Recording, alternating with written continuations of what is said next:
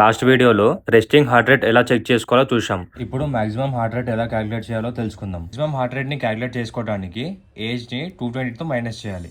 అంతే, మీ maximum heart rate వచ్చేస్తుంది. అసలైన ట్విస్ట్ టార్గెట్ హార్ట్ రేట్. అంటే మీ హార్ట్ రేట్ని ఎంతవరకు మనం టార్గెట్ చేయొచ్చు అని. సో టార్గెట్ హార్ట్ రేట్ని క్యాలిక్యులేట్ చేయడానికి ఇది ఒక సింపుల్ ఫార్ములా ఉంటుంది.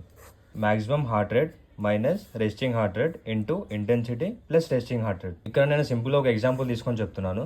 సపోజ్ ఫర్ పర్సన్ 20 ఇయర్స్ అతనికి రెస్టింగ్ హార్ట్ రేట్ వచ్చేసి 60 బీట్స్ పర్ మినిట్. ఆ పర్సన్ హార్ట్ రేట్ నేను ఒక 50% వరకు తీసుకొని వెళ్ళాలి అంటే అతని హార్ట్ రేట్ ఎంత వరకు వస్తుంది అని చెప్పేసి చూద్దాం ఇప్పుడు. సో ఈ ఫార్ములాలో వాల్యూస్ అని సబ్స్టిట్యూట్ చేస్తాం. అంటే ఇప్పుడు మాక్సిమం హార్ట్ రేట్ పర్ పర్సన్ది 220 మైనస్ ఏజ్ వచ్చేసి 20 పెట్టాం కదా. సో 220 మైనస్ ఏజ్ పెడుతున్నాము. రెస్టింగ్ హార్ట్ రేట్ వచ్చేసి 60 బీట్స్ పర్ మినిట్.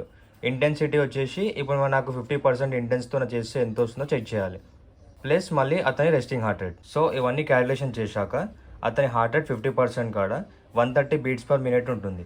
సో మనకి 50% టార్గెట్ చేయాలి అంటే 130 బీట్స్ పర్ మినిట్ వరకు తీసుకొని రావాలి అతని హార్ట్ రేట్.